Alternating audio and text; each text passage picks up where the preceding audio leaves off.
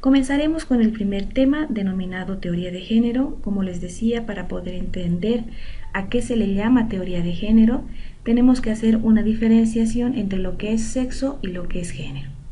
Bueno, acá tenemos una definición. El sexo es un conjunto de características biológicas, físicas, fisiológicas y anatómicas que definen a los seres humanos como hombres y como mujeres. En el caso de los animales, como machos y hembras. El sexo, como todas y todos sabemos, no se elige, ya que es una construcción determinada por la naturaleza que viene dada desde nuestro nacimiento.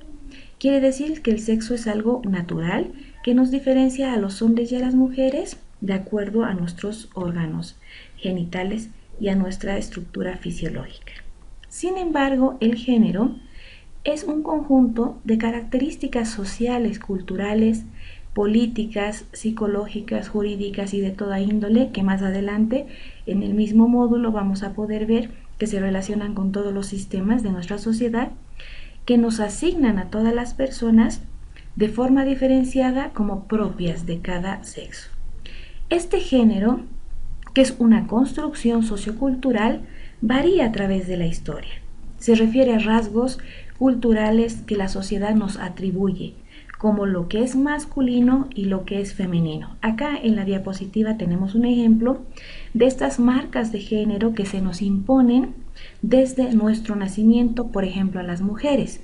Darnos como una característica de lo femenino el color rosa y a los varones el color celeste, o asumir que las mujercitas debemos jugar desde niñas con juguetes que nos ayuden a identificar nuestras labores ya de adultas, ¿no? Como son las ollitas, las cocinitas, las muñequitas, etc. En cambio, a los varones, esta construcción de género les atribuye otro tipo de características. El varón debe ser fuerte, el varón no debe llorar, el varón se debe dedicar a lo público, él puede jugar con armas, él puede jugar con autitos, él no se dedica a labores que son características de lo femenino. A eso nos referimos con género. De ahí la teoría de género. Aquí hay un cuadrito cuya fuente la tienen debajo, que diferencia lo que es sexo y lo que es género. Es muy importante tener muy en claro estas diferencias para poder nosotras y nosotros referirnos de forma puntual y correspondiente y correcta a estos dos términos. Muchas veces se suelen manejar como sinónimos. Acá entonces tenemos las diferencias. El sexo es un hecho biológico, natural. Sin embargo, el género no es natural. Es cultural y social, es construido, impuesto, dado desde la sociedad de acuerdo a sus características históricas y coyunturales a cada uno de los seres. El sexo tiene características biológicas, anatómicas, fisiológicas, hormonales que nos distinguen entre hombres y mujeres. En cambio, el género tiene características que la sociedad y la cultura nos han atribuido, como la que acabamos de referir como ejemplos. El sexo se reconoce como el macho y la hembra, quien tiene pene y quien tiene vulva. En el caso del género se diferencia como mujer-hombre, femenino y masculino. El sexo es universal y el género es contextual e histórico. ¿Por qué?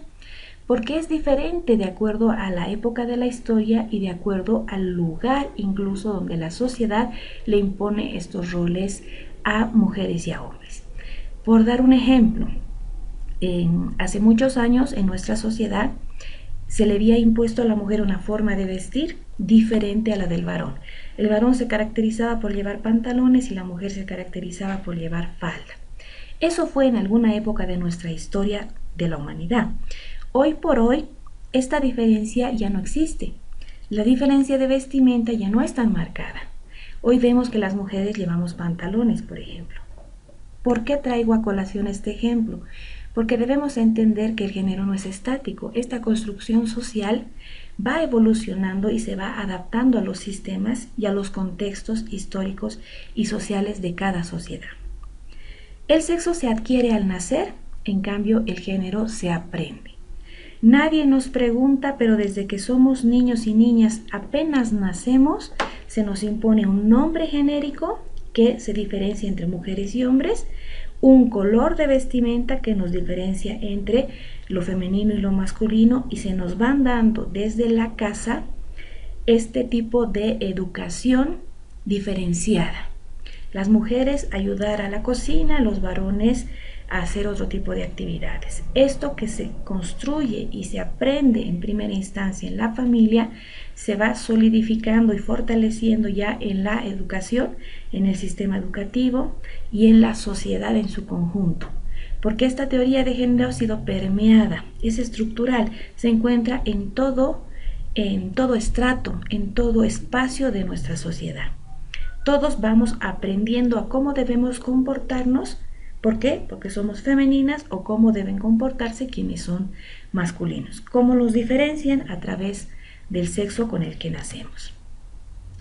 Para ahondar sobre el tema que a continuación vamos a abordar, les recomiendo puedan revisar el video número 1 que se encuentra en la plataforma, cuyo título es Historia del Feminismo. Ahí van a encontrar de forma resumida, bastante entendible y lúdica, un poco de historia respecto al surgimiento de las corrientes feministas. De este concepto feminismo que muchas veces no sabemos emplear de forma correcta y que a través también de esta construcción social de género tratan de minimizarlo y de identificarlo como si fuese un contrario del machismo.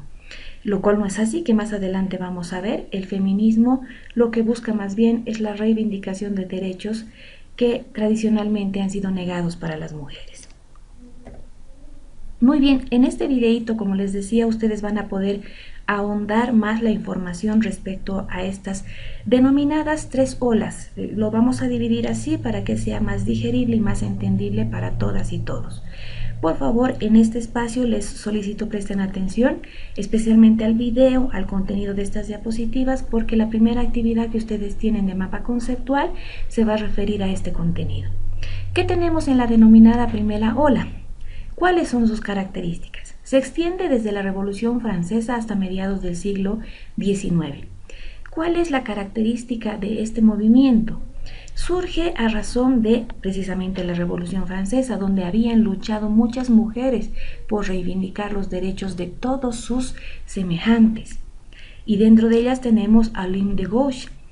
Esta mujer ha luchado por la revolución, y cuando ha logrado plasmar su deseo en esta liberación, se encuentra con una decepción. Se promulga, como todas y todos sabemos, los derechos del hombre y del ciudadano, que era literal, el del hombre y del ciudadano, excluyendo a las mujeres como sujetos de derecho. Olympe de Gouges, en su afán de revolución para reivindicar los derechos de sus hermanas mujeres, ella promulga los derechos de la mujer y de la ciudadana. Lamentablemente, Olympe de Gouges tiene una muerte con la guillotina, que era en ese entonces la forma de ejecución, pero su legado queda hasta el día de hoy, porque ella fue una de las precursoras que trató de hacer visible aquello que en esa época era invisible. Nosotras las mujeres habíamos luchado en esa revolución, pero no habíamos logrado que a partir de eso se nos reconozcan los derechos. Otra de las precursoras es Marie Wollstonecraft, con su vindicación de los derechos de las mujeres. Ella también realiza un reclamo público respecto a los derechos que nos eran negados. El debate de esta primera ola centra su discurso en la igualdad de la inteligencia y la reivindicación de la educación. Estas mujeres pensaban que nosotras estábamos en una diferencia respecto a los hombres porque no éramos educadas de la misma manera. Y aquí hay algo importante que resaltar. En ese entonces no solamente existían mujeres luchando por los derechos de las mujeres, sino también hombres que hoy en día se denominarían feministas, como Paulin de Barré, que era un varón peleando por los derechos de sus hermanas mujeres. Y aquí les dejo con una hermosa frase de una carta de un burgués de New Haven a un ciudadano de Virginia en aquella época, en 1787, que dice así: los hechos han probado que los hombres tenían o creían tener intereses muy diferentes de los de las mujeres, puesto que en todas partes han hecho contra ellas leyes opresivas, o al menos establecido entre los dos sexos una gran desigualdad. Esta es la base de la lucha de estas mujeres en este denominado periodo de primera ola. ¿Qué querían? Querían que se nos eduque en las mismas artes y en los mismos conocimientos que a los varones. Y hasta ese entonces pensaban ellos que nosotras y los hombres teníamos intereses diferentes, por lo tanto se nos daba un trato diferente, incluso se emitían normativas opresivas que establecían unas grandes diferencias entre ambos sexos. En la segunda ola, ustedes también van a encontrar esta información en el video de feminismos, tenemos las siguientes características. Se extiende desde mediados del siglo XIX hasta la década de los 50 del siglo XX, el final de la Segunda Guerra Mundial. ¿Qué sucede? Aquí hay una particularidad. Sucede que había un grupo de mujeres lideradas por Elizabeth Cady Stanton y Lucretia Mott en Estados Unidos, que participan en una convención antiesclavista en Inglaterra, o pretenden participar. Se les niega el ingreso y se les niega su participación por el hecho de ser mujeres. Cuando ellas retornan a Estados Unidos, entienden que no solamente los esclavos necesitaban apoyo para reivindicar sus derechos, sino que ellas mismas como mujeres eran víctimas de vulneraciones de derechos humanos. En Inglaterra también paralelamente aparecen las sufragistas y el debate sobre el sufragio universal se hace cada vez más intenso. Durante la primera mitad del siglo XX se ha incorporado a las legislaciones democráticas, a veces pero limitados respecto a la edad o al estrato social o incluso al estado civil. En muchos países se ha adquirido la universalidad del derecho al voto de las mujeres, pero poniendo condiciones. Que éstas sean casadas, que sepan leer, que tengan cierta edad o cierto estrato social. Socialmente el activismo se extiende a las clases media y baja y también se vincula a otras causas de derechos civiles como la esclavitud, la abolición de la esclavitud en Estados Unidos. Esta segunda ola se la conoce también como el movimiento sufragista. Y tenemos finalmente la tercera ola, lo he marcado así como les decía para que sea más entendible, sin embargo, sobre el tema no hay aún una certeza de hasta qué época de la historia se extiende este movimiento. Se dice que comienza con las revoluciones de los 60 hasta la actualidad, o en algunas teóricas nos marcan como punto final los años 80. ¿En qué se caracteriza esta ola? Esta ola lucha contra los estereotipos sexuales, contra la cosificación de la mujer. Pide la abolición ya del patriarcado, identificando al patriarcado como aquel sistema de poder opresor de las mujeres. Se toma conciencia que más allá del voto, que en muchos estados, como habíamos dicho, ya se había conseguido legalmente, además de la educación, que era una de las reivindicaciones de la primera ola, y otros logros feministas, está la estructura social la que provoca las desigualdades y que sigue estableciendo jerarquías que benefician solamente a los varones. Esta tercera ola tiene un lema muy conocido, lo personal es político, que se centra en el debate de la sexualidad. Desde estos años, desde los 80, adquiere especial importancia, por ejemplo, las diversidades femeninas, el multiculturalismo, la solidaridad femenina y el debate cada vez más intenso entre las diferentes corrientes del feminismo. Ustedes van a ver más adelante que el feminismo no es único, tiene un concepto, una definición de lo que pretende el feminismo. Pero de acuerdo a las reivindicaciones, de acuerdo a los derechos, de acuerdo a las situaciones de desigualdad que cada mujer en cada lugar del universo identifica, surgen corrientes feministas.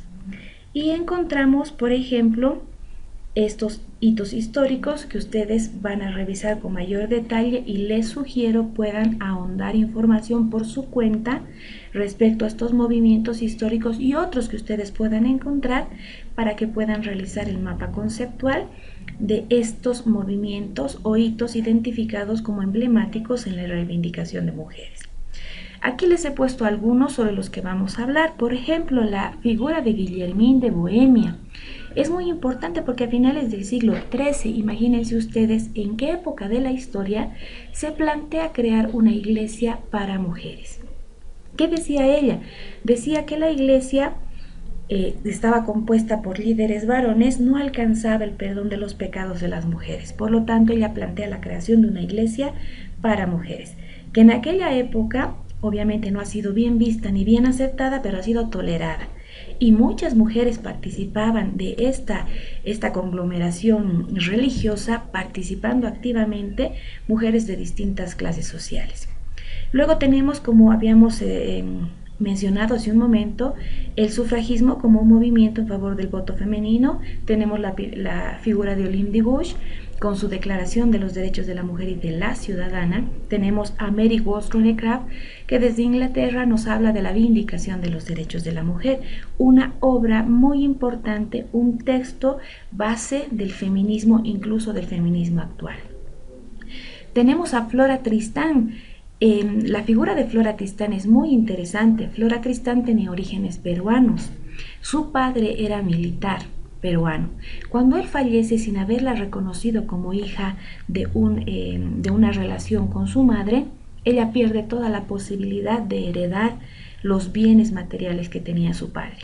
Por eso es que la situación de ella tan particular, que además se casa muy joven con un hombre que le ejercía violencia física, violencia psicológica, del cual se logra divorciar legalmente, y el día del divorcio él le apunta con una pistola y le dispara por la espalda, casi la mata. Y el hecho de que ella era pobre, de que en un momento de su vida, cuando su padre vivía, ella era de la alcurnia, y cuando su padre fallece, ella se traslada al Perú para buscar tener algún beneficio de los bienes que su padre había dejado. Se encuentra con su familia paterna, quienes le niegan este derecho. Su situación particular de vida hace que vincule las reivindicaciones de las mujeres con las luchas obreras. Ella es la autora de la frase el obrero, la lucha de los obreros, la mujer, mejor dicho, es la proletaria del proletariado. O sea, dentro de las desigualdades que existen jerárquicamente a través de esta evolución del capitalismo y de la adquisición de recursos económicos, dentro de estas jerarquías entre hombres ricos y hombres pobres, hay otra jerarquía todavía inferior dentro del proletariado. El hombre pobre siempre va a estar encima de la mujer pobre. De ahí el proletario, o la mujer es la proletaria del proletariado. Ella en esta obra vincula estas luchas obreras. Tenemos también un hecho emblemático en Wyoming, un estado que es parte de los Estados Unidos de Norteamérica, que ha favorecido al reconocimiento del voto. Es una de las primeras legislaciones que reconoce el voto a la mujer. Tenemos a la figura de Alicia Muro de Justo también, que funda la Unión Feminista Nacional en el hermano país de Argentina en 1918. Julieta Lanteri también, que dirige el Partido Feminista en la Argentina, que se ha presentado varias veces a elecciones, sin embargo no ha tenido resultados los esperados, ¿no? Favorables como se esperaba. En 1920 todas las mujeres norteamericanas adquieren este derecho al voto. Tenemos aquí un hecho emblemático poco conocido, pero muy importante de que ustedes puedan conocer. En 1936, en la ciudad de Cochabamba, gracias a un alcalde cochabambino que apertura la posibilidad de la realización de esta Legión Femenina de Educación Popular, participan 70 delegadas de los 9 departamentos de nuestro país. ¿Qué pedían ellas? Ellas pedían que en esa altura de la historia de la humanidad se reconozca el derecho al voto en este país y se les reconozcan a las mujeres divorciadas también derechos respecto a sus vidas. Se piden también otros derechos como el derecho a la educación, a la participación política, etc. Es importante porque es un acto, una manifestación social de las mujeres bolivianas mirando la situación desde nuestra realidad. En 1936, imagínense, 20 años antes de que en efecto a las mujeres se nos permita ejercer el voto en una elección nacional. En 1945 tenemos el derecho al voto de la mujer en Francia. Está aquí la figura de María Duarte de Perón, Evita, que promueve la ley de derechos políticos de las mujeres. Es una figura emblemática en el hermano país de Argentina porque ella, al ser la esposa de un conocido presidente argentino promueve en favor de las mujeres reformas legislativas. Tenemos la Convención sobre los Derechos Políticos de la Mujer de 1952. Aquí tenemos un intervalo en nuestro país. Ustedes saben que se reconoce el derecho al voto de las mujeres junto con otras poblaciones que también habían sido excluidas, que son también los campesinos, pero en efecto el 56 es la primera votación en la que la mujer ejerce este derecho. El 57 la Convención sobre la Nacionalidad de la Mujer Casada. El 62 otra convención sobre el consentimiento para el matrimonio, la edad mínima para contraerlo y el registro de estos. El 67 tenemos la declaración sobre la eliminación de la discriminación contra la mujer, la creación del Fondo de las Naciones Unidas el 74, la celebración del Año Internacional de la Mujer el 75, la creación del Instituto Internacional de Investigaciones y Capacitación para la Promoción de la Mujer el 76, entre el 76 y el 85 el Decenio de las Naciones Unidas para la Mujer, Igualdad, Desarrollo y Paz. Las primeras jornadas de la mujer en Barcelona el 76, el 79 se aprueba la Convención sobre la eliminación de todas las formas de discriminación contra la mujer. El 85 la celebración de la Conferencia Mundial de Nairobi y las estrategias de Nairobi el 85. Hasta aquí, como ustedes ven, he hecho una línea de tiempo con algunos hitos importantes que ustedes pueden ampliar. Por supuesto, aquí faltan algunas convenciones, pero es importante tomar en cuenta que a partir de el 52 en adelante, a nivel mundial, también a nivel regional, se empiezan a emitir documentos vinculantes y documentos que dan directrices respecto al tratamiento que deben tener los estados con relación a los derechos de las mujeres, y se empiezan a promulgar o emitir declaraciones universales, convenios, convenciones, tratados, etc. Ahora abordamos qué es el feminismo. Como les decía, tiene una significancia, una definición de las muchas que existen. Les he traído una que refiere al feminismo como aquella doctrina o movimiento social que pide para la mujer el reconocimiento de capacidades y derechos que tradicionalmente han estado reservados para los hombres. ¿Qué es el feminismo entonces? Como todas y todos pueden ver, el feminismo no es una doctrina o movimiento social político que quiera quitarle derechos a otro ser humano para dárselos a la mujer. Lo que el feminismo quiere es que se nos reivindiquen, se nos reconozcan derechos que nosotras como seres humanos siempre hemos tenido. Ustedes saben que una de las características y principios de los derechos humanos es que son inherentes al ser humano. Son derechos que todas y todos tenemos por el simple hecho de ser seres humanos. Sin embargo, a pesar de este conocimiento, las mujeres hemos sido un grupo vulnerado, un grupo que ha sido tratado con total desigualdad, no solamente en el ámbito personal, particular, familiar, sino en el ámbito social y peor aún en el ámbito político. Todas estas diferencias inclusive se han ido reforzando, fortaleciendo a través de promulgación de leyes machistas y patriarcales. El feminismo lo único que busca es que se nos reconozcan derechos que se supone tenemos, pero que no se nos permiten ejercer. Un ejemplo claro de esto es la Declaración de los Derechos Humanos del 45-46, cuando se plasman los derechos humanos de todos los seres de este planeta en un documento. En ese momento se nos reconocen derechos que nosotras no hemos ejercido sino hasta hace poco. Por ejemplo, el derecho a la vida, el derecho a nuestra seguridad, a nuestra educación. Ustedes podrán revisar, por ejemplo, en la normativa boliviana, en nuestros códigos, dentro de los requisitos para ser autoridad judicial en alguna época de nuestra historia, estaba el requisito de ser hombre. No antes de la edad, del conocimiento, de la experiencia, de la profesionalidad, de la formación, estaba el requisito de ser hombre, restringiéndosenos a las mujeres la posibilidad de ejercer un cargo público de esa categoría, asumiendo que no estamos preparadas para ello. O el tema de la educación. Revisen ustedes cuándo las mujeres hemos podido profesionalizarnos en una rama tan importante y tan excluida para las mujeres históricamente como era el derecho. ¿Quién fue la primera mujer abogada en nuestro país y cuánto le costó esto.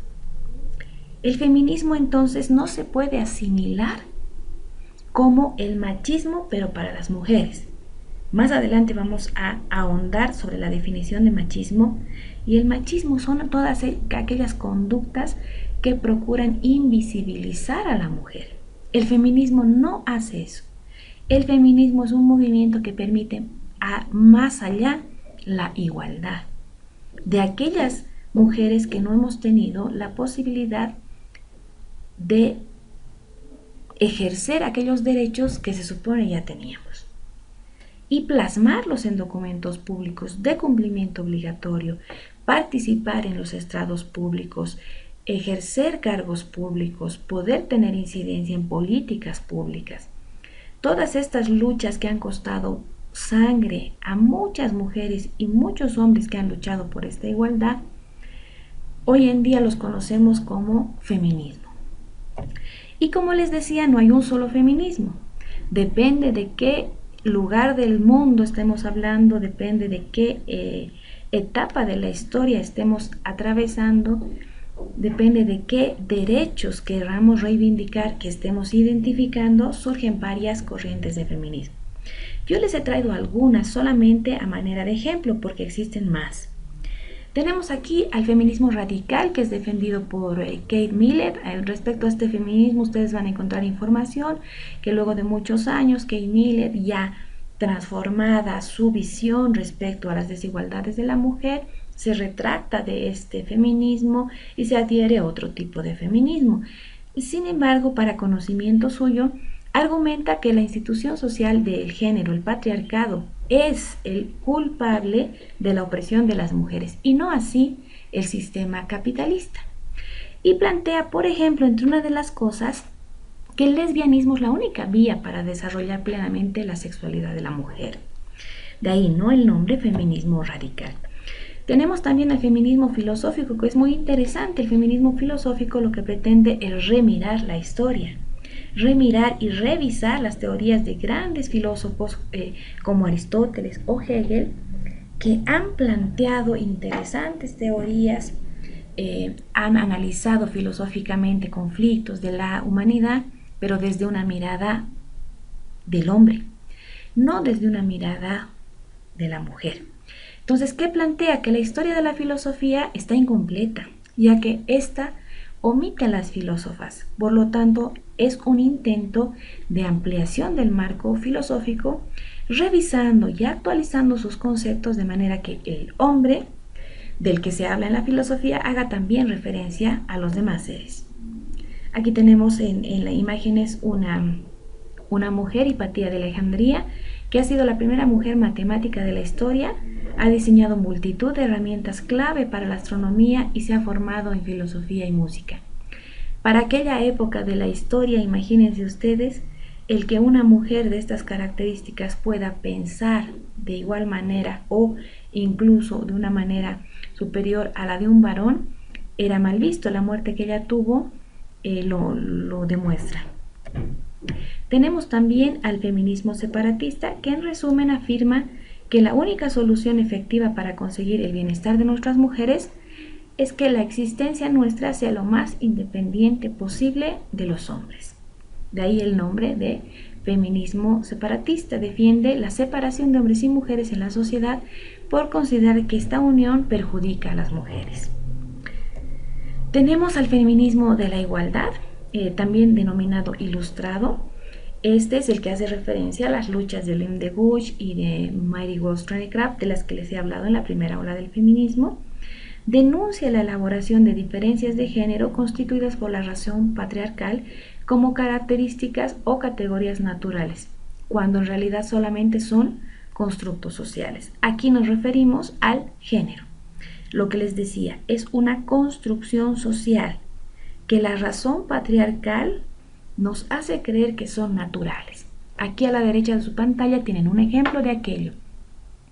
A la mujer se la prepara para tener un camino en la vida que tiene que ver con estándares de belleza, que tiene que ver con esta plenitud de su vida femenina, casándose, luego seguramente procreando y dedicada al cuidado y a la cocina. cuando esta construcción social impuesta no corresponde con la naturaleza de las mujeres. Las mujeres tenemos, al igual que los hombres, el derecho a elegir cuál va a ser nuestro camino, sin que se nos esté encajando en un cuadrado del cual no podemos salir. Eso es el género, es una imposición, y este feminismo de la igualdad lucha contra ello. También tenemos al feminismo de la diferencia. Este ha nacido en los años 70 aproximadamente en Estados Unidos y Francia, surgiendo a partir de grupos radicales y con el lema "Ser mujer es hermoso".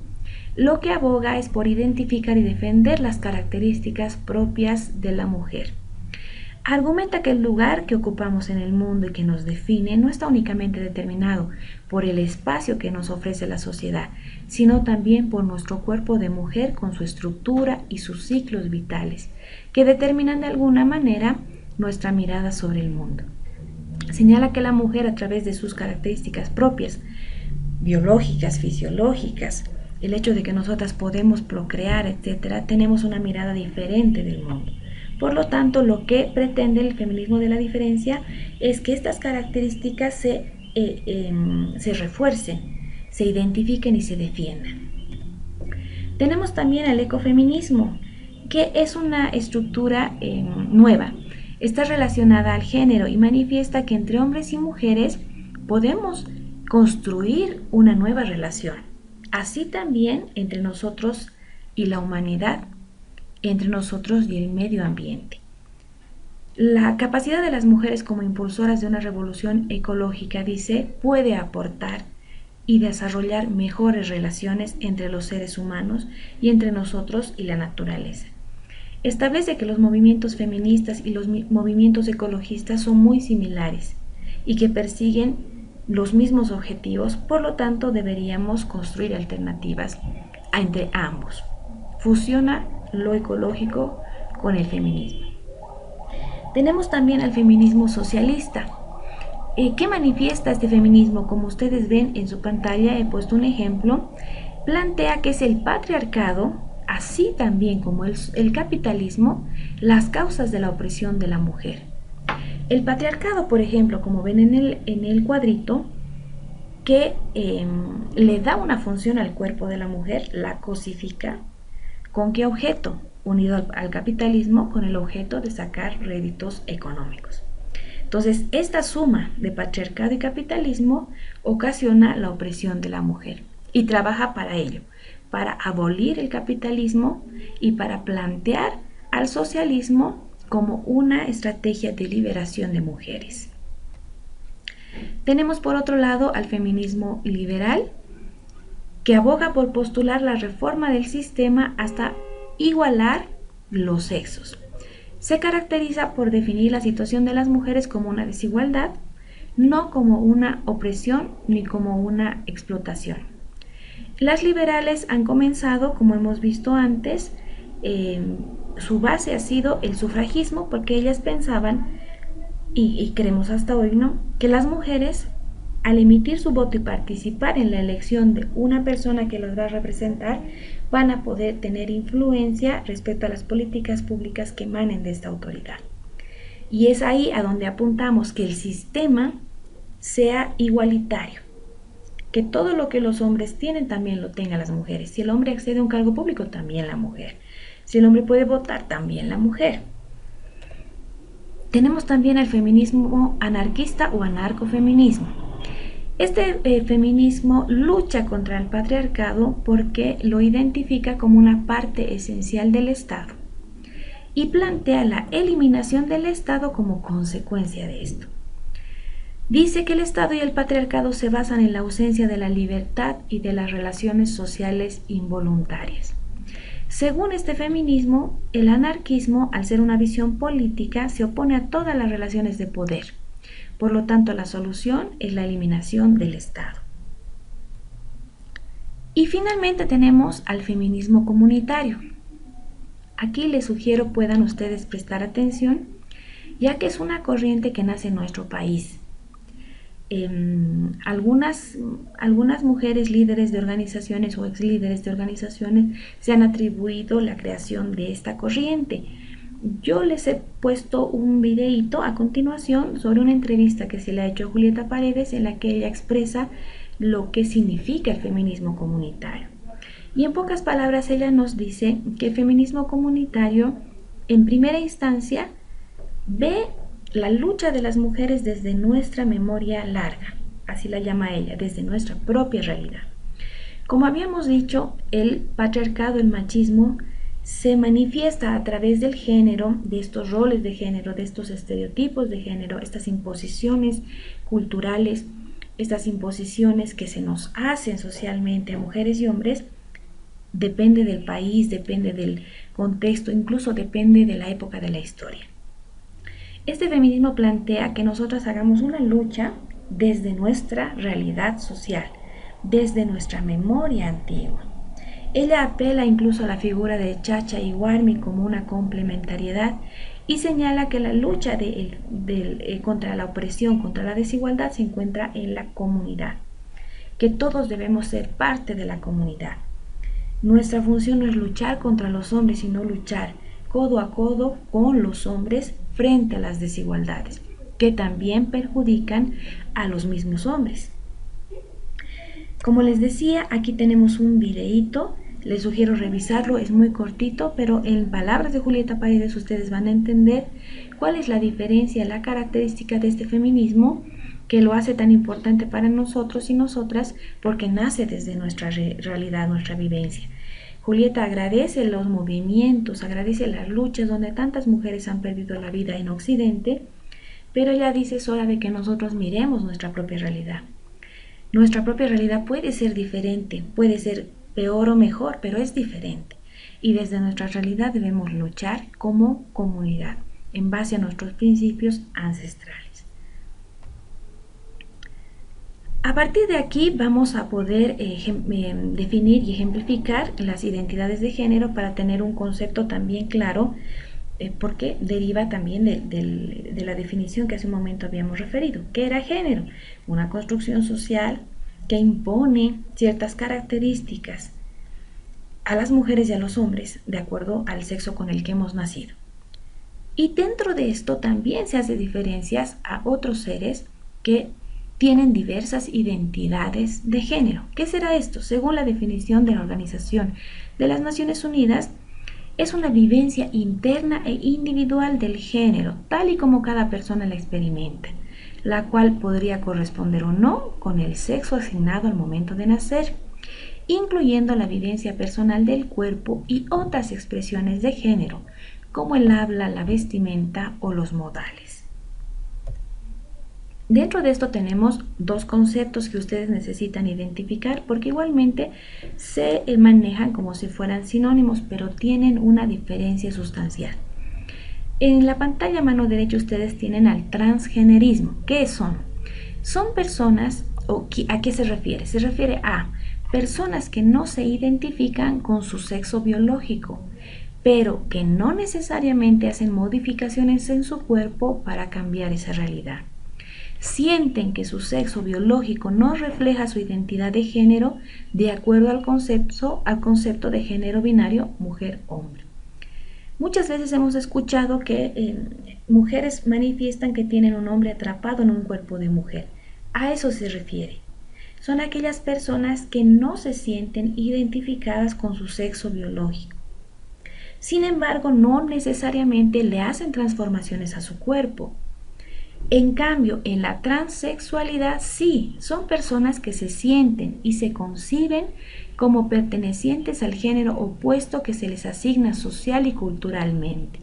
Esto de acuerdo a su sexo biológico y que deciden recurrir a la intervención médica para adecuar su físico a su identidad social. Dentro de la transexualidad tenemos, por ejemplo, a personas que realizan intervenciones quirúrgicas de reasignaciones sexuales. Estas personas, pongamos un ejemplo, hay una persona que ha nacido como hombre porque tiene los genitales de un hombre, es un hombre biológicamente concebido y nace con este sexo, pero que no se siente identificado con este sexo. Él se siente identificado con el género femenino. Por lo tanto, se hace una intervención quirúrgica de reasignación de sexo y convierte el pene, que es el órgano genital masculino, en vulva. Esta diferencia es importante conocerla porque no todas las personas que tienen diversa identidad de género se hacen modificaciones corporales. Sin embargo, también es importante aclarar que estas personas no se sienten identificadas con el sexo con el que han nacido, se identifican con el género del sexo opuesto, igualmente dentro de esta concepción de que el género es una construcción social. Por otro lado, tenemos las orientaciones sexuales, que es la capacidad, independientemente del sexo biológico y de la identidad de género, de una persona para sentirse atraída emocional, sexual y afectivamente por personas de un género diferente al suyo, del mismo o de más de un género, según la definición de la Organización de las Naciones Unidas. ¿A qué nos referimos? Nos referimos a la existencia de heterosexuales, que son personas que se sienten atraídas o atraídos por personas del sexo opuesto. Tenemos a los homosexuales, que son personas que se sienten atraídas o atraídos por personas del mismo sexo. Tenemos a los bisexuales, que son personas que se sienten atraídas o atraídos por personas del sexo opuesto y del mismo sexo. Y finalmente la polisexualidad, que son atracción sexual, emocional o estética hacia personas de más de dos géneros o sexos, pero no necesariamente todos los sexos o todos los géneros, no necesariamente al mismo tiempo, ni de la misma manera, ni con el mismo nivel de intensidad. Estas definiciones que les he traído son algunas. Existen más definiciones sobre orientaciones sexuales, porque cada vez que estudiamos al hombre, a la mujer, al ser humano, entendemos que somos más diversos de lo que creíamos. Todas estas personas, independientemente de su identidad de género y de su orientación social o su orientación sexual, merecen nuestro respeto, porque todas y todos somos seres humanos con los mismos derechos. Pasamos al otro tema relacionado a los roles de género.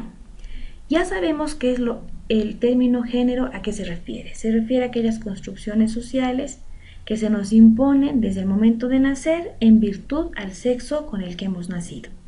Si hemos nacido con el sexo, con los órganos genitales de una mujer, se nos da las atribuciones del género femenino.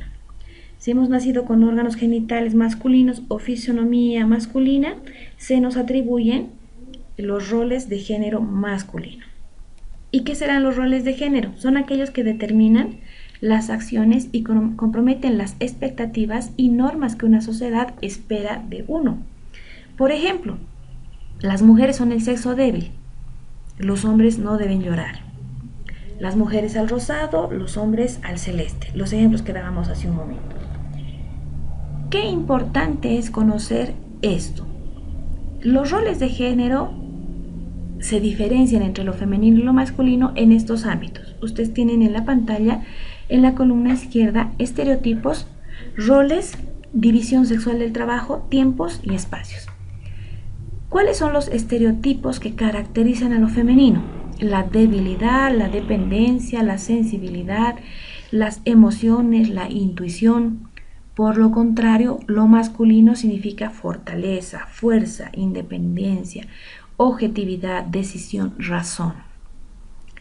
En la división sexual del trabajo que tenemos, el hombre es el proveedor y la mujer es la reproductora. En cuanto a tiempos, el tiempo de la mujer es circular, no tiene principio ni tiene fin, ya que se dedica a actividades recurrentes. No tiene horario, pero es sistemático. No tiene valor social porque no está integrado al sistema mercantil, no tiene valor de uso, no está integrado a las estadísticas oficiales. En cambio, el hombre sí tiene horario con principio y fin conocido. Las actividades que él realiza son con valor social o tienen valor de uso y valor económico, produce bienes y produce servicios. En el espacio, la mujer se desenvuelve en el espacio doméstico, en el espacio invisible, cerrado, aislado, con escasa relación social. En cambio, el hombre es el representante de la familia en el espacio público, visible, abierto, en el espacio de relación de poder social. De ahí que vamos a enlazar esta diferenciación que acabamos de ver de roles de género, de lo que es femenino y de lo que es masculino, con esta definición: la masculinidad hegemónica. Este término es de significado diverso, según Bourdieu, y alude tanto al significado correcto de ser hombre como a cualquier diferencia con lo femenino, al menos desde la perspectiva de los estudios de género. No queda duda de que es una categoría social, una organización más o menos coherente de significados y normas que sintetiza una serie de discursos sociales que pretenden definir el término masculino del género. Es un producto de doble paradigma histórico, pero naturalizado, de la superioridad masculina y de la heterosexualidad.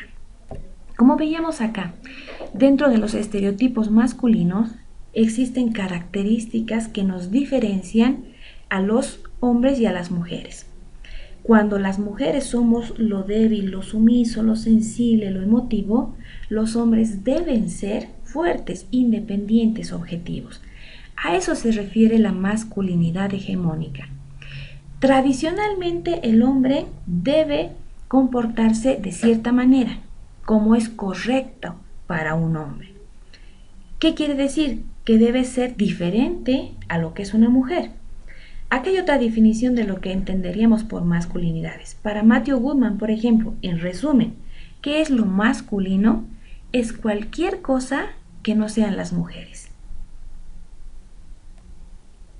¿Cómo podemos evidenciar la existencia de prácticas masculinas? Desde que nuestros niños son pequeños, desde que nosotros mismos hemos sido niños, hemos escuchado que nosotros, si somos hombrecitos y nos golpeamos, no tenemos que llorar. ¿Por qué? Porque somos machitos, somos fuertes. Cuando un niño llora, ¿qué le decimos? Lloras como niña. ¿Por qué? Porque asimilamos que la característica de la sensibilidad es femenina, no masculina. Y reprochamos el comportamiento de este niño porque al ser hombre debe comportarse con todas las características de la masculinidad. ¿Qué más? ¿Festejamos cuando un hombre tiene más de una relación? ¿O qué dice la sociedad cuando un hombre comete una infidelidad? ¿Qué dice la sociedad cuando la que comete la infidelidad es la mujer? ¿Cuál es el tipo de reproche social? ¿Qué decimos respecto a la fuerza física? ¿Qué decimos respecto a la provisión de bienes? Cuando el hombre se queda al cuidado del hogar y es la mujer la que asume el rol de proveedora, juzgamos a la mujer por dejar el espacio familiar, tildándola de mala madre. ¿Y qué le decimos al hombre que se queda en casa, al cuidado de la familia? Tenemos adjetivos descalificativos muy comunes y hasta jocosos en nuestra sociedad. A eso se refiere la masculinidad, a esas características que nosotros tenemos bien grabadas en nuestro cerebro, que han sido aprendidas desde que éramos niños y que hemos ido repitiendo y reforzando conforme hemos ido creciendo. Y no solamente eso, hemos ido reproduciéndolo en nuestro ambiente social. Lo hemos ido reproduciendo en en la crianza de nuestros mismos hijos. ¿Cuáles son estas características? Un hombre masculino debe tener sexo compulsivo, heterosexualidad compulsiva, homofobia. Un hombre, bien hombre, entre comillas, no puede ser gay. Dentro de las categorías de hombre, un hombre gay es menos hombre. Sexismo, machismo, misoginia, autosuficiencia prestigiosa. El hombre no puede pedir ayuda, no se puede ver derrotado, abatido, minimizado. Belicosidad heroica, respeto al valor de la jerarquía y la superioridad sobre las mujeres y sobre los varones menos masculinos. Estas características que la sociedad le ha dotado a lo masculino tiene sus variables sociales. ¿Qué quiere decir? Dentro del grupo de hombres dentro de estos hombres que deben practicar las características de la masculinidad, hay diferencias. No es lo mismo, por ejemplo, un hombre de 80 años que un hombre de 30. Dentro de esta categoría, generacionalmente, ¿quién es visto como más masculino? Un hombre joven. Pertenencia étnica, clase social. No es lo mismo un hombre de la urbe que un hombre de provincia. No es lo mismo un hombre con masterados, doctorados, que un hombre que apenas ha culminado el bachillerato. Y no es lo mismo un hombre que tiene diversa orientación sexual que un hombre que es heterosexual. ¿Por qué? Porque el mandato social es que el hombre debe ser hetero. Y si el hombre no es heterosexual, es menos hombre. Estas características de la masculinidad, ¿a qué nos llevan? A las prácticas machistas. Como decíamos hace un momento, hemos dado una breve definición de machismo, ahora la vamos a ahondar. Para Victoria Su, en su diccionario ideológico feminista, el machismo lo constituyen aquellos actos físicos o verbales por medio de los cuales se manifiesta de forma vulgar y poco apropiada el sexismo subyacente en la estructura social. El machista generalmente actúa como tal sin que en cambio sea capaz de explicar o dar cuenta de razón interna de sus actos. Se limita a poner en práctica de un modo grosero aquello que el sexismo de la cultura a la que pertenece por nacionalidad o condición social le brinda. Por ejemplo, ¿cuál sería una práctica machista? El regalar un artefacto electrónico un electrodoméstico a una mujer, o el viernes de soltero, una situación exclusiva de varones, o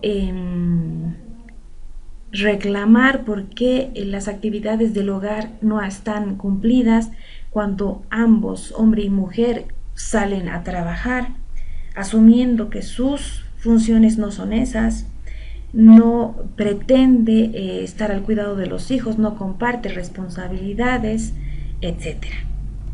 Más adelante tenemos otros ejemplos. Aquí para darles mayores luces les he traído algunos gráficos. Es machista, por ejemplo, decirle a una mujer que debe ser más femenina en su forma de vestir o en su forma de actuar. Es machista que todos los productos de limpieza, hoy ya no, felizmente, pero tradicionalmente fue así, sean publicitados con la figura de una mujer, o decidir sobre el cuerpo de la mujer.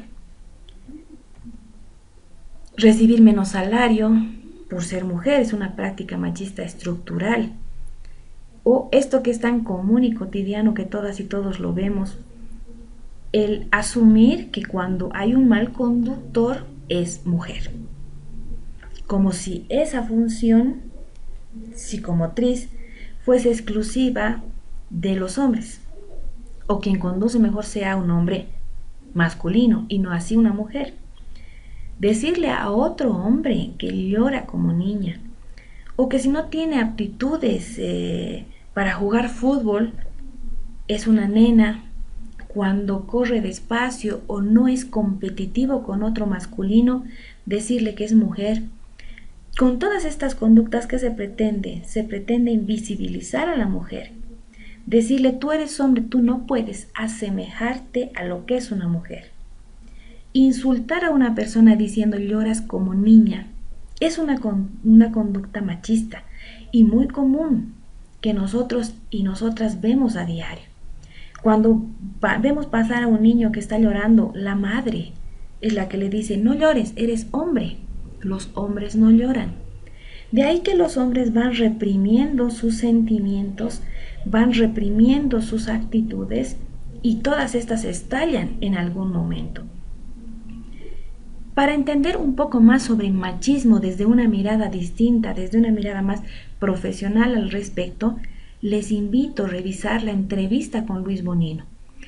Tenemos textos en la plataforma, lecturas de apoyo de este autor. Es sumamente interesante. Si ustedes tienen la posibilidad, el interés de poder ahondar sobre este tema, les recomiendo que lo revisen. Por lo pronto les pido revisen este video, es muy cortito, es una entrevista que se le hace a Luis Bonino, pero ustedes van a entender con esa entrevista cuál es el significado del machismo, de los micromachismos a los que él se refiere y la connotación o consecuencia en la sociedad, no solamente hacia las mujeres, sino también hacia los hombres. Para Luis Bonino, por ejemplo, ¿qué son los micromachismos? Son aquellas conductas sutiles e imperceptibles. Hemos dicho que el machismo son actitudes cotidianas, ofensivas, groseras, que tratan de minimizar a la mujer. El machismo es tan audaz que se ha ido adaptando a los tiempos. Como hoy por hoy las mujeres estamos en plena lucha feminista, estamos en un proceso de empoderamiento, de sobrevivencia en muchos casos de mujeres que han vivido violencia, el machismo se convierte en micromachismo. Sigue existiendo, sigue viviendo en el cotidiano de nuestras actividades, pero de forma muy sutil, de forma tan imperceptible que hasta nosotras como mujeres, que seríamos las que recibimos estas agresiones, no lo notamos. Garantiza el control sobre la mujer y perpetúa la distribución injusta para las mujeres de derechos y oportunidades. He aquí algunos micromachismos que ejemplifica en su texto Luis Bonino. Él nos dice, por ejemplo, hay micromachismos utilitarios que se dan en un ambiente doméstico, un ambiente más privado, en familia.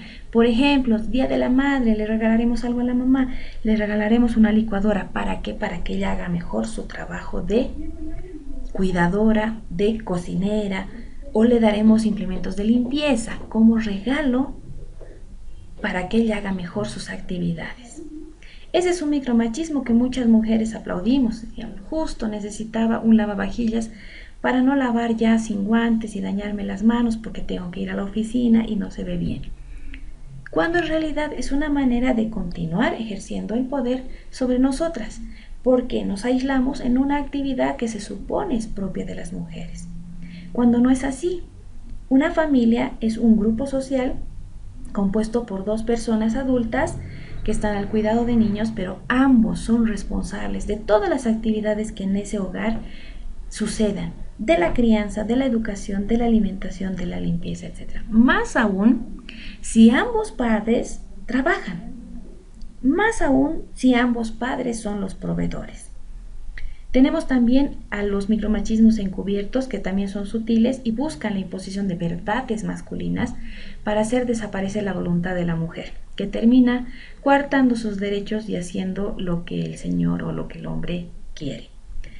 Los micromachismos en silencio, por ejemplo, o los paternalismos, cuando el hombre llega, entonces todos nos callamos porque él está cansado, ¿no? Necesitamos que él descanse, que esté en un espacio distendido, como si el resto de los miembros de la familia no nos cansáramos también. O el micromachismo de crisis es aquel cuando se cede de alguna manera algunas características de género femenino, para ser un poquito más clara.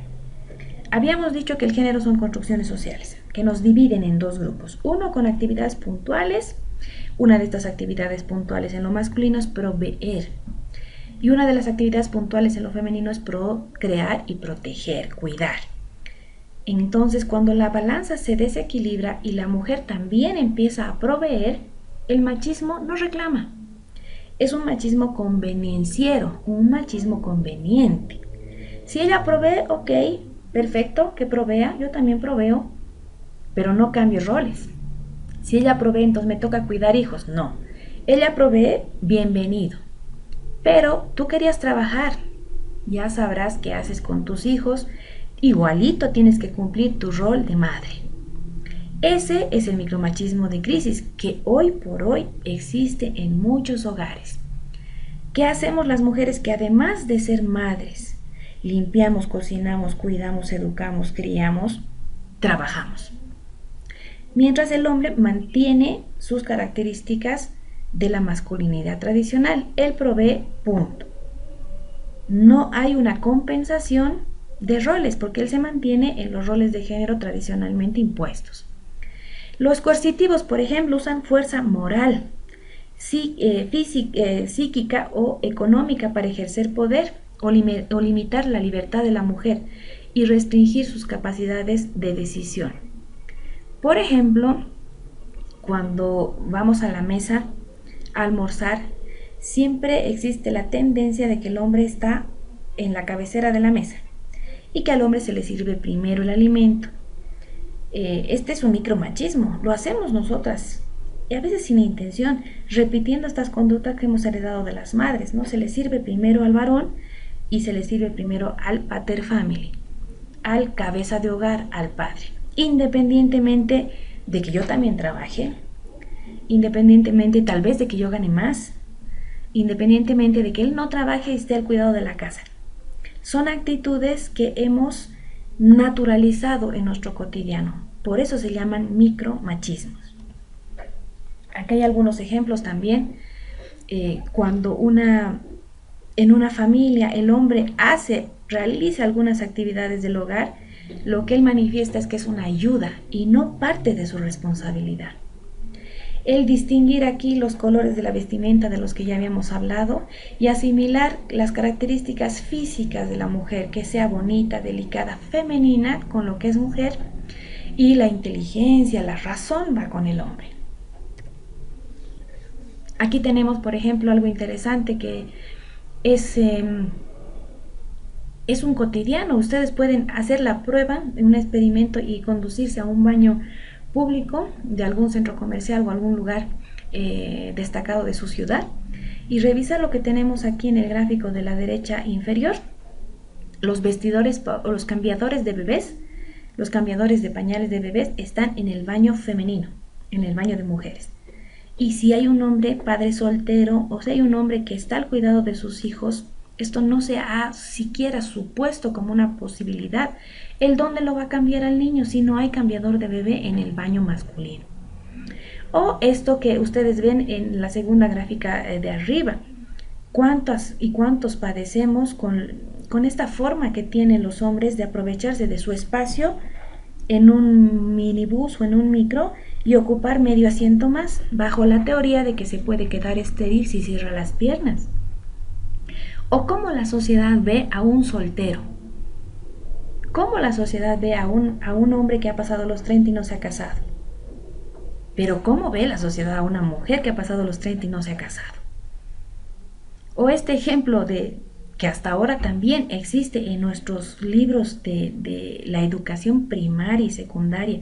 Cuando nos referimos a la humanidad, seguimos utilizando lenguaje sexista. Hablamos del hombre y no hablamos de las mujeres. Al decir hombre no podemos asumir que estamos hablando de todos los seres. Debemos incluso implementar en nuestro lenguaje un lenguaje no sexista, no invisibilizar a los demás o a las demás. Si hablamos del ser humano, hablaremos pues de la humanidad o de la especie humana para no excluir a las mujeres. Respecto a estas conductas machistas y como les decía, a veces tan sutiles que si las pensamos bien, las vivimos y a veces hasta las reproducimos, les sugiero puedan revisar este video. Se titula No te hacen menos, es de Alto Teatro, un grupo de teatro de jóvenes de la ciudad del Alto de La Paz que han querido a través de este arte ejemplificar lo que la masculinidad y el machismo hace en la vida de las mujeres. Bien, ¿cuál es la importancia de esta masculinidad y por qué ahora la mencionamos? Sucede que la masculinidad, esta necesidad de siempre estar dentro de los estándares de masculino, hace que el hombre se sienta presionado socialmente. ¿Por qué? Porque constantemente está pretendiendo cumplir las expectativas de la sociedad. Si se encuentra con un compañero y le dice, ¿cómo te va? Bien, tengo un auto. El otro, yo tengo un auto y una casa. Pero yo tengo un auto, una casa y una moto. Y siempre estamos en ese grado de competitividad, de cumplir las expectativas, de tratar de manifestarnos ante la sociedad como un hombre superior, un masculino, un hombre bien hombre, entre comillas. Esta masculinidad, que es una construcción cultural de género que se designa a los hombres como roles en las sociedades patriarcales, son estos. Para dar un ejemplo, la valentía, la independencia, la asertividad, que es un arte de expresar lo que uno quiere sin ofender al otro, la fuerza, la virilidad, el triunfo, la competitividad, la seguridad, la autorrepresión de afectividades. Un hombre bien hombre no llora. El ejercicio de la violencia como algunos rasgos de esta masculinidad. ¿Qué ocasiona? El tratar de cumplir expectativas constantemente bajo la presión de la sociedad, desarrollan los hombres conductas que limitan su propio desarrollo humano. Reproducen injustas estructuras de discriminación e incluso violencia hacia las mujeres. Ustedes han debido escuchar un hecho que ha ocurrido a pocos meses de la promulgación de nuestra ley 348 en un departamento de nuestro país, donde un hombre que estaba departiendo bebidas alcohólicas con sus compañeros es visitado por su esposa en pleno bar. La esposa lo saca del bar, le dice que ya es hora y se lo lleva. Pero este comportamiento, esta actitud, ¿qué ha ocasionado? Que sus compañeros con los que él estaba departiendo empiezan a burlarse de él con bromas y ofensas tan comunes y tan cotidianas que todas y todos escuchamos. Decirle pocholo, mandarina, mandacho y apelativos de ese calibre han ocasionado que él vuelva a su domicilio iracundo y ha arremetido contra su esposa nada más y nada menos que con un martillo, destrozándole el cráneo. El machismo, la masculinidad, la necesidad de cumplir estas expectativas genera en el hombre frustraciones, genera en el hombre hasta inseguridades. No puede desarrollarse plenamente porque siempre está sojuzgado, siempre está vigilado. Lo mismo que para las mujeres, tener el peso social de ser la mejor esposa, de ser delgada, de ser bonita, de ser atenta, de ser femenina. Lo mismo para los hombres, el todo el tiempo reprimir lo que sienten, no pedir ayuda, tener dinero, ser valiente, ser productivo, ser exitoso, es una presión social. Por lo tanto, con el machismo todas y todos perdemos. Y así debemos verlo. Este video es una campaña contra el machismo, se llama La Consulta. Les recomiendo que lo revisen.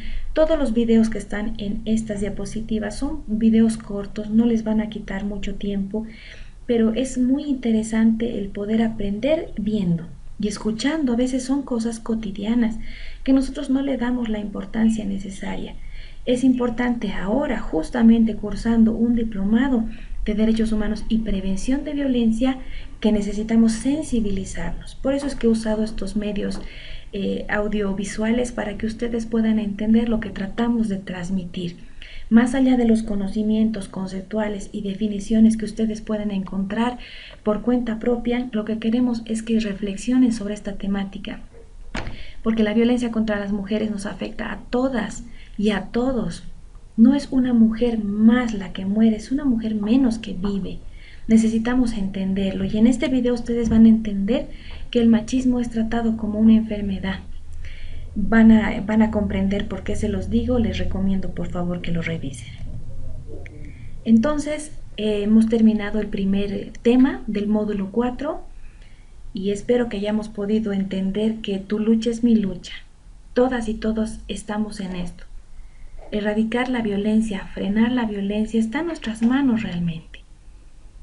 Necesitamos hacer cambios y si esos cambios deben comenzar con nuestras actitudes, con nuestros pensamientos, con nuestro propio prejuicio, debemos hacerlo ya, porque cada día es un día menos. ¿Qué destino, qué futuro, qué país, qué sociedad vamos a dejar a los que nos siguen? Hagámoslo por ellos. Muchas gracias. Podemos hacerlo. Muchas gracias por su atención. Hasta otra oportunidad.